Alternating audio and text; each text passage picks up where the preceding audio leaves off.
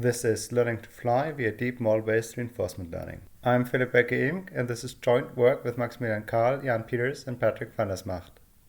In this work, we show how to achieve this by learning a thrust attitude controller in a learned probabilistic model using deep reinforcement learning methods.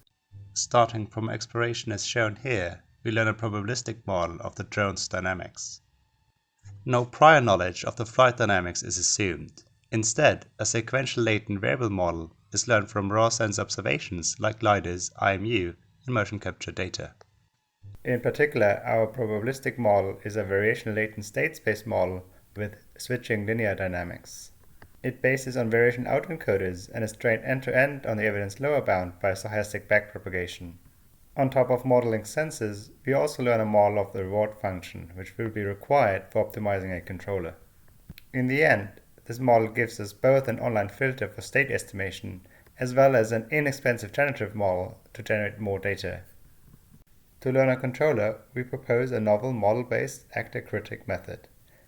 A stochastic policy is optimized entirely in latent rollouts. That is, for each optimization step, we sample a batch of trajectories using our current policy and learned dynamics model. Its differentiability is then used to optimize the policy using stochastic analytic gradients through the dynamics. To mitigate model inaccuracies and growing variance of policy gradient methods in general, we truncate such a rollout after a couple of steps by a value function of the final state. To learn that value function, we make use of an n-step temporal difference for faster convergence. If needed, one can iteratively collect new data with the learned policy and interleave the learning of the model and controller. Both the learned controller and the probabilistic model for online state estimation are then deployed directly on a Raspberry Pi on the drone. The Raspberry Pi is connected to an external motion capture system and to a flight controller which translates the controls into motor currents. Our main scenario is shown here. Our quadrotor has to lift off, fly to, and then hover above a goal marker. Both the drone and marker may be placed anywhere in the environment. The desired final orientation is fixed such that the white stripe on the drone should face upwards at the end of a trajectory.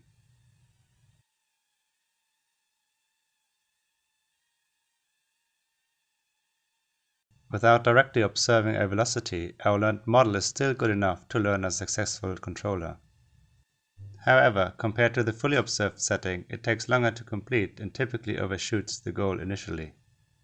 Sometimes, as is the case here, it doesn't quite rotate to the desired final orientation. For more information, please come to our poster session or take a look at our paper.